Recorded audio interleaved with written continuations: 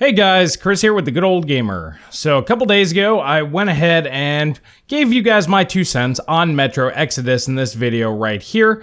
I kind of liked what I was seeing with the RTX stuff out there. Some of you guys can't really see the difference. Looking at other videos out there, sometimes it's really subtle, sometimes it looks good, but to me, I kind of like what's going on there. Is it worth the performance hit? Well, that's up for debate. But anyway, now the big thing in that video was the performance difference between the AMD GPUs and the NVIDIA GPUs, similarly performance GPUs, over here on TechPowerUp were so vastly far apart. We were looking at basically a 22% difference between the Radeon RX 580 8GB and the GeForce GTX 1060 6GB. Now, luckily, I happen to have both of these cards on hand, so I went ahead and picked up Metro Exodus just so I can see what the hell is actually going on here. So now today, the test bench that I used was my Ryzen 2600X, left it at stock clocks. It just kind of auto overclocks, as you can see from the footage here. It does its own thing, but there's no overclocking going on with the CPU at all. No overclocking going on with the GPUs either. So we got 16 gigabytes of RAM in there, DDR4 3000 megahertz, and I'm using the Sapphire Radeon RX 580 8GB GPU and the Zotac AMP GTX 1060 6GB. Now, like I said, neither of these are overclocked. They are running at their factory stock settings. Now, as far as game settings go, I tested 2 different ways here. Both of them are 1080p Ultra. But what I decided to do is, first off, I turned off all the NVIDIA stuff. Okay, so this is an apples to apples comparison as much as possible. No advanced physics, no hairworks, no none of that crap. But I decided to run 2 separate benchmarks, one with tessellation on and one with tessellation off. We know in the past that NVIDIA has used tessellation as a weapon in certain GameWorks and NVIDIA-sponsored titles. So I wanted to see if there's anything to that here and now. So without further ado, let's check out some benchmarks. Starting off with the 1080p Ultra with tessellation on, we can see here that the RX 480 is actually outperforming the GTX 1060 6GB. On average, it's coming out to being about 5.8% faster overall, which is what we've been seeing in more recent games. If you guys remember, I went ahead and showed you guys this right here in a previous video, where that's approximately what the RX 580 has been trending ahead of the GTX 1060. Taking a look at the 1% lows, they're roughly similar. The RX 580 is a few frames ahead, but nothing too crazy. However, when we take a look at the 0.1% lows, we can see the RX 580 is substantially better. And while playing, you can feel this difference every once in a while. You can notice that big of a hitch between the 1% and 0.1% low on the GTX 1060.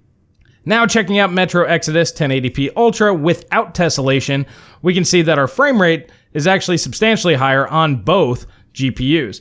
But in this one, we see the AMD GPU jump ahead by 13.2% on average, and we can see the 1% low also gains in margin, and the 0.1% low still stays good.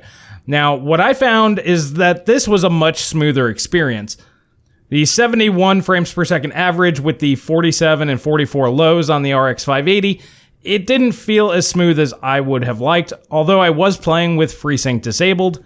Disabling tessellation fixed that. This actually was a very smooth and very good experience on the RX 580.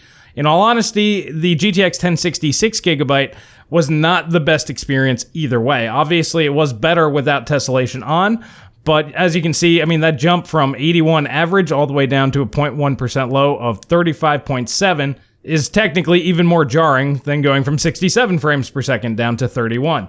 So honestly, I mean, the experience is definitely better on the AMD GPU, depending on whichever way you want to go.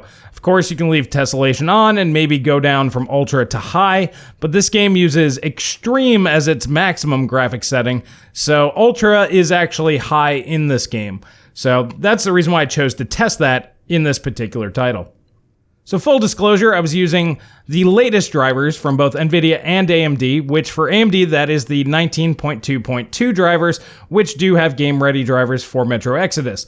Back when TechPowerUp did release these numbers, that driver was not available to them, and that could be the reason why these differences are so high. Another reason would be perhaps they just use the canned benchmark. I used in-game footage, as you guys are seeing here. So for me, that's the better way to go. From what we've seen from Gamers Nexus and other people out there, they're saying that the in-game performance is substantially better than that of the built-in benchmark, which I haven't even tested yet. And perhaps I'll see if there's a difference there between the RX 580 and GTX 1060 to see exactly what was going on here.